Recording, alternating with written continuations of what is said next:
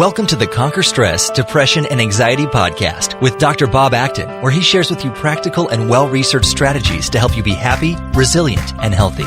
Tune in weekly to hear about cutting-edge techniques, and make sure to head over to howtofeelfantastic.com to subscribe for free updates and videos. Hi, I'm Dr. Bob Acton, and welcome to the Conquer Stress, Anxiety, and Depression podcast, episode number 61. You know, a number of people in our community, in our Facebook group, and personally have been asking me questions about meditation. If you've been listening to our podcast, you'll know that I'm a pretty big proponent of meditation and practicing strategies to help you learn how to focus your mind and be more aware of what you're thinking and experiencing. And meditation is really the answer to that. So I've invited Giovanni Dienstmann, who owns the website liveanddare.com, and he has been practicing meditation for 17 years, and, if you can believe it, has practiced over 7,000 hours to this point in time. So I've asked him to join us because really he's an expert at meditation. He's studied meditation of all forms, read hundreds of books, tried several different practices, and spent time on retreats with masters and instructors around the world. You know, throughout his life, he's invested a lot of energy and study and experimentation on what he calls optimizing his mental and emotional states and overcoming all limitations, especially those imposed by fear, attachment, and ignorance. And that's been a real area of focus for him. And as such, I thought that would be perfect for our community. And all this practice and learning and training has radically transformed his mind and his view of the world. And as he says, he now lives a fearless, peaceful, and fulfilling life. And isn't that something we all would love? Now, he's not a guru or a spiritual master, but somebody who's a practitioner. And while he's on the way to becoming better, he is sharing powerful tools and insights that have helped him so far. So let's get to the interview. So thanks very much for spending a few minutes with us in our community here today, Giovanni. I really appreciate you taking some time with us. Thank you. Thank you for having me. You're most welcome. And you know, one of the reasons that I was really keen on having you join us for this podcast was with your expertise in meditation. And I know with our community, I've spoken a lot about the value of meditation, but I'm no meditation teacher. And so I thought it would be really helpful to talk with you because you are an expert at meditation and teaching meditation. And so that would really help our community get an understanding of how to engage in this process in an easy way, because I think we often make it out to be more difficult than it is. Yes. But I thought I'd actually ask you what got you interested in meditation to begin with. What prompted it in you? So I was a very active child, maybe an overactive child. Perhaps with a bit of ADHD, even though I'm not sure they had that concept at that time. But I was seeking for something. I was anxious about life, and I started reading about spirituality. I started reading about Paulo Coelho and this type of books. And many books that I was reading at that time, I was only 14 or 15 years old. They were promoting meditation. So when I discovered that there was a workshop being run in my city for meditation by a group called Brahma Kumaris, I decided to go and try and see how I felt. So what happens is at that night, after a 5 minutes guided meditation, I felt something very special. During those 5 minutes, I felt a sense of peace, a sense of being in the moment without needing to worry about anything, to run after anything, to protect myself against anything, just being happy and at ease inside my body in the present moment. And that was a very unique feeling for me. So that was enough of a trigger for me to make the decision that this is very precious and I will be meditating every day for the rest of my life. So that's how it all started. Wow, so you had a little taste of it. Yes. That's in some ways similar to me. I had been sending a number of my clients to go to meditation, and then I thought I better put my money where my mouth is and go myself. And so took a beginner's course in Vipassana meditation, and like you, found it really quite peaceful and quite relaxing and quite straightforward, and it really fit in lots of ways with my experience as a psychologist. Mm-hmm. So we're sitting here talking about this word meditation, and often that seems very confusing to many people. What's your definition of meditation? So it can be quite confusing to come with one definition that everyone's going to be happy with, because meditation, the word meditation in our language originally means contemplation. To ponder, to think deeply about something. But the practice of meditation as it comes from the East, especially India, China, and Tibet, has a very different taste to it. The practice of meditation coming from those cultures, it is to apply your mind in a very particular way, either focusing on a visualization, a breathing, a mantra, an object. So you're focusing it moment after moment in that object. You're staying with it rather than thinking and pondering about things. Or it is a practice where you're simply open and observing whatever arises in your awareness in the present moment. So and that's the type of thing that we're talking about when we talk about meditation in the West nowadays. So I would define meditation as an exercise, a mental exercise of awareness and attention. And this exercise can have two different tastes. Either it's in the taste of concentration, focus, or it's in the taste of observation and mindfulness. The first of them is kind of you are getting your attention and you're funneling it down into one point.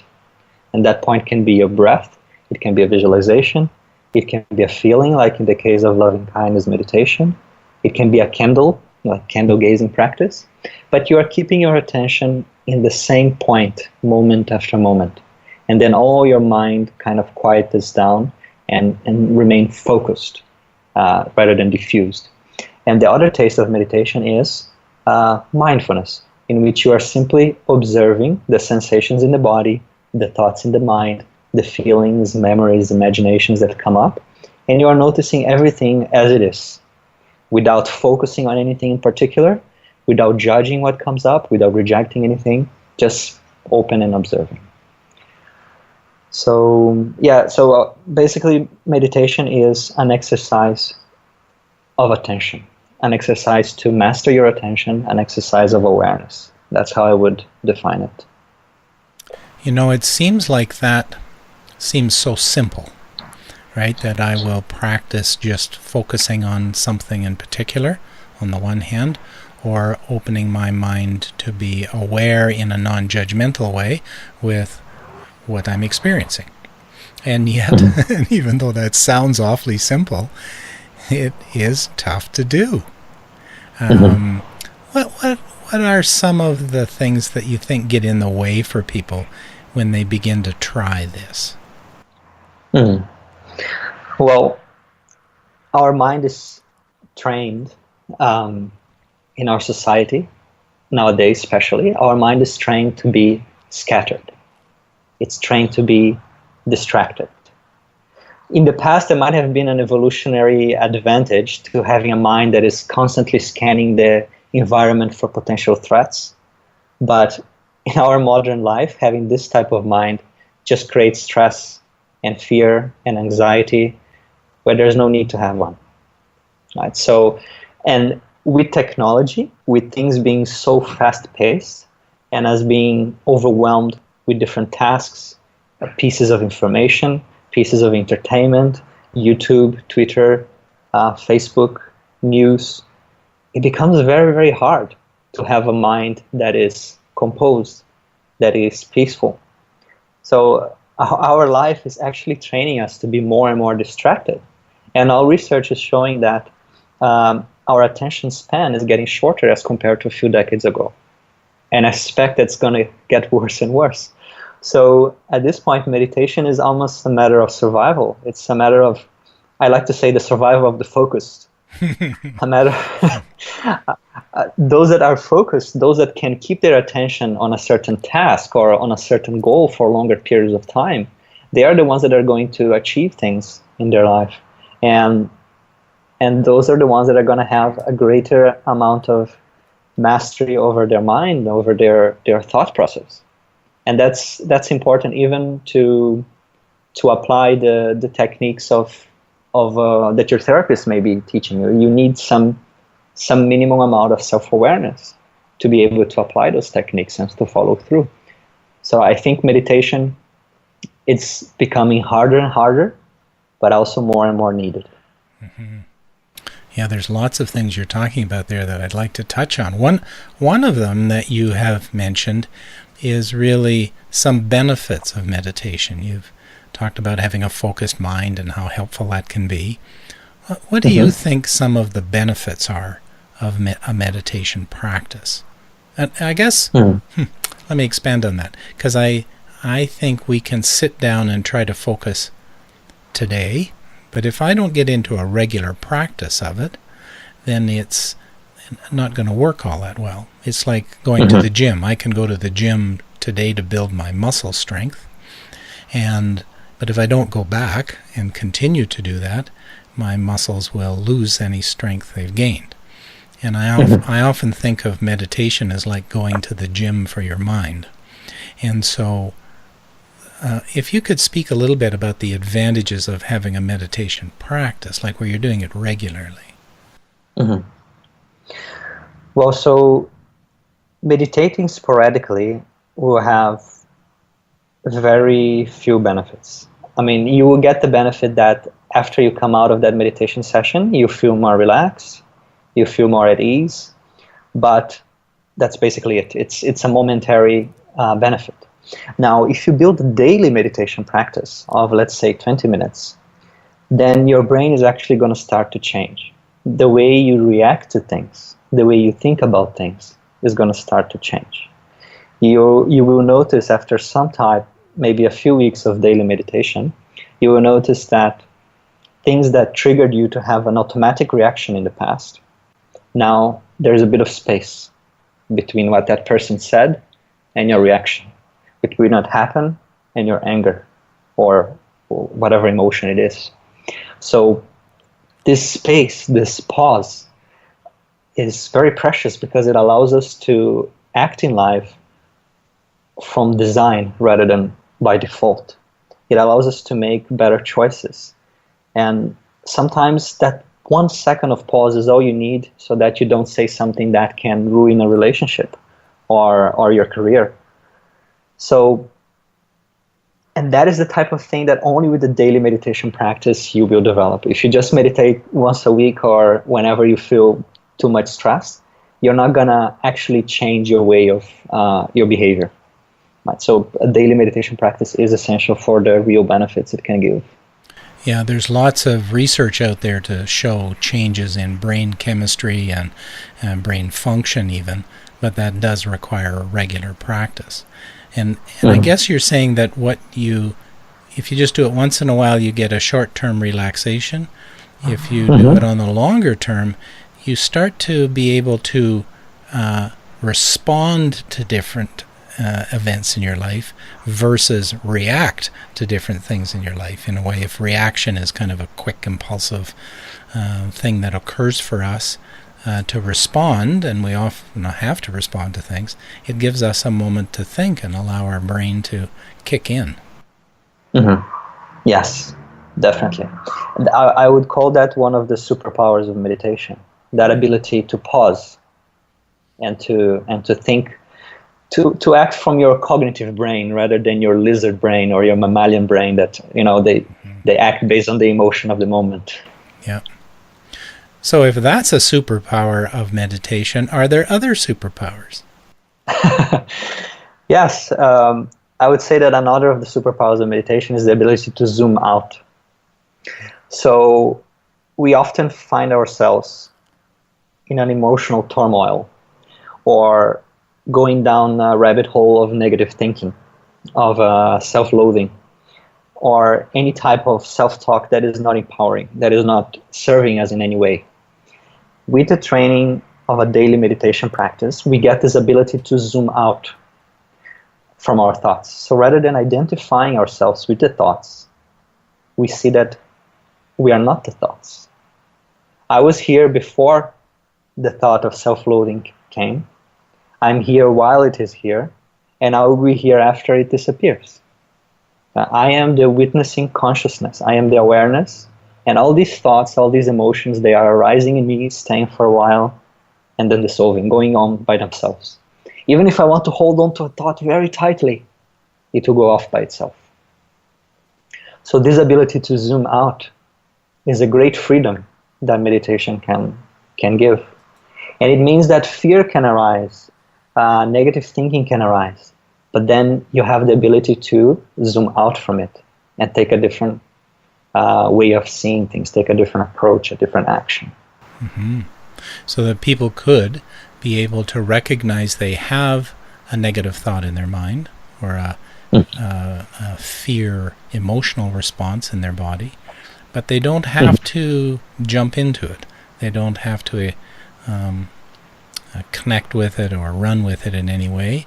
And that through meditation they would learn that those feelings or thoughts tend to disappear. They come and go.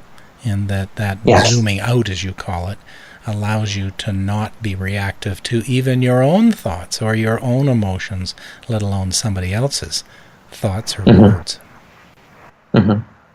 And the way meditation helps you develop that power is because during the practice, so the basic instruction of meditation is to keep your attention with your breathing or with a mantra. Let's keep it simple. And then what happens is, after 5 seconds, you notice that you forgot everything about the breathing, you forgot everything about the mantra, and you're thinking about what's up for lunch or how you're going to answer to that email. And then the instruction of meditation is, as soon as you notice that happens, without beating up yourself for it, you just bring your attention back to the breathing. So you do this thousands of times in a meditation practice. And so you are strengthening the muscle of awareness that notices where your mind is, and you're strengthening the muscle of willpower that says, no, this is where I want my mind to be now. So in this way, meditation is an intense exercise for self-awareness and willpower. And that's why when you come out of meditation and you're out and about your daily life, you can use these skills that you have developed from meditation to zoom out, right? To notice what's happening, and then to say, no, that's not where I want my mind to be right now. Or that's not the type of thought or feeling I want to cultivate. Yes, it seems to me that one of the big benefits is being able to take this skill you've learned, to be able to not to be aware and not reactive, and be able to use that in many parts of our life when we're not meditating. When I'm at work or out for dinner or whatever it is I'm doing. Yes. And that comes with training, so it has to become second nature. That pause, that zooming out, that self-awareness has to become second nature. Yeah. I've taught relaxation strategies and self-hypnosis and all those things for years. And one of the mistakes, I guess I would say, that people make is that they assume that they should practice it when they're under high stress. And I often say that exactly the opposite of that. You want to practice this when you're not under high stress, so that when you are under stress, you're able to use it and it comes more naturally. And I think you're saying exactly the same thing. Yeah, it's about creating that psychological buffer, if we can speak in these terms. It's a little bit like people saying, okay, when I'm broke, I'm going to start saving. And it's a little bit too late. Yes, absolutely. Well, that's like any skill. When you want to use your skill, whatever that might be, you needed to have put in some hours of practice in order to be able to use it when you want to. And I don't think this is really any different. Yes. Yes. Yes. Now, a number of people have said to me that they struggle with meditation because they think they're supposed to have a blank mind. And I laugh when I hear that because my mind has never been blank. Now maybe the Dalai Lama's is blank, I'm not sure, but mine certainly never has been. And I think that's a myth. I think people assume that they're supposed to have some sort of experience in their mind. Their mind should not be distracted. And then they feel like it's a failure when they get into that experience. Do you notice that as well? It's a very common misconception about meditation because of the way it has been introduced. In the past, it was only monks that used to meditate, and they practiced it for several hours in special environments for many years. So they are able to achieve a state of thoughtlessness, as they call, for extended periods of time. However, for most people meditating, you don't need to be able to achieve that state to get the benefits from meditation. As we were talking, just by exercising the ability to keep your attention with the breathing and notice when it goes off into distractions and bring it back, just this exercise is already going to give you so many benefits for your life, psychological benefits. Whether you achieve a state where you are absolutely empty-minded or not, that is not the main thing. And for the benefits of meditation for most people, that's not important.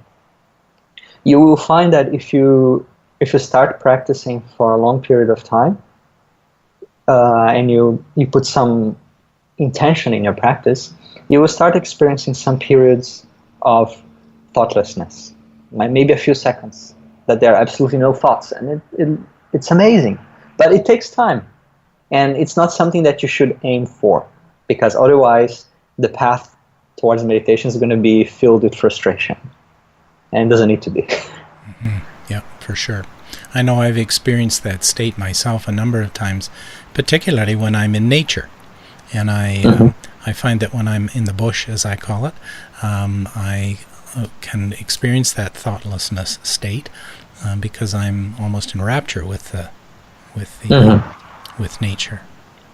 One of the other things that comes up frequently is the experience that people have around this notion of religiosity. Like people think that meditation is attached to a religion, or that it's going to try to take you away from the religion that you have.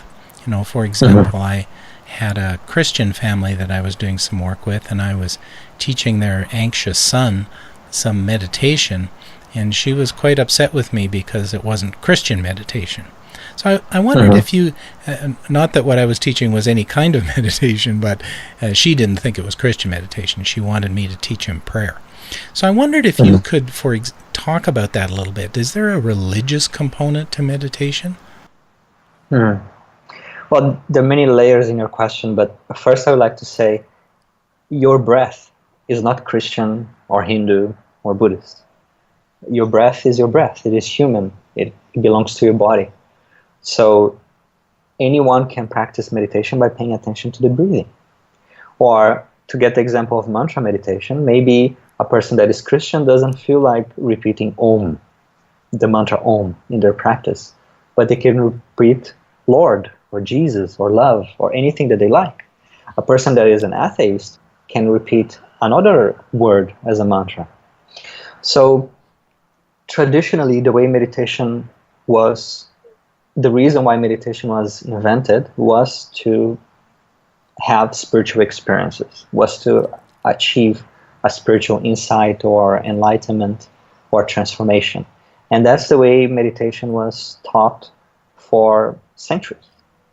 It was only in the last century that we are having many people from the East coming to the West, and many Westerners kind of becoming fascinated with Asian things, and then they go and visit India and China and they learn some of their arts. So what happened is that many of these Westerners, they started learning meditation, and perhaps they themselves were involved in Eastern spirituality in one way or another. But then they realized that practice can be taught outside of a religious context. independent from any spiritual context even, and that it still has benefits. So that's one of the things that Jon Kabat-Zinn did with mindfulness.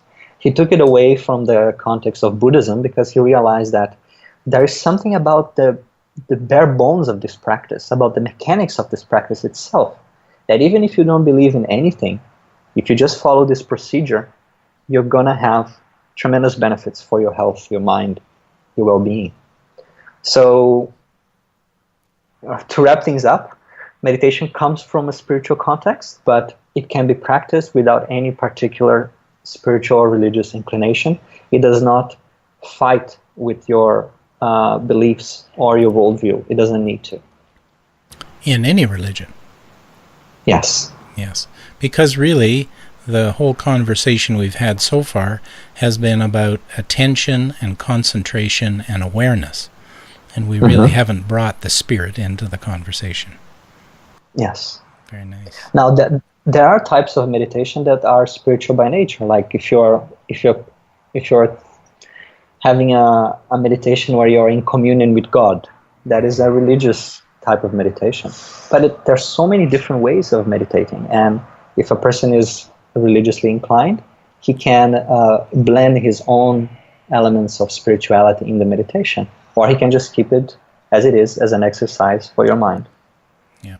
One of the things I think that happens to people if they begin to search out the word meditation on the internet, up come probably millions of pages with many people promoting the right way to do things, or this is the only way to do things. And there are many ways, I think, to achieve a more focused attention, to be able to be aware, increase your awareness so that you can be aware of what's happening around you. You can achieve that through many types of meditations. What's your thoughts on that? In my own journey in meditation, I have experimented with so many different practices, and I have read like over 200 books from all different traditions and philosophies. So I can tell you, most of them think that their method is the best and their philosophy is the right one. You know, it seems to be everywhere. Like in politics is the same, in sports is the same, my team is the best, you know. And there's something there in human nature that once you go into a certain group, you need to feel that is the best, that is the only option. Otherwise, what am I doing here? But in my own journey, I have found that all methods are good, and that there is no one method that is good for everyone. If you promote a cookie-cutter approach to meditation, there's going to be a bunch of people that are going to be benefited, but there's going to be a bunch of people that are going to try and feel this is not for me. This is boring. They're going to be left out. While if they had the ability to experiment other types of meditation, perhaps they could find one that they click with. So my approach in my writing, in my coaching, in my blog has always been non-sectarian, because this is the way I learn. This is the way I see it's most empowering. It gives you all these options, and it allows you to see what works for you better. For instance, breathing is a very, very popular object for meditation. But personally, for me, it doesn't work.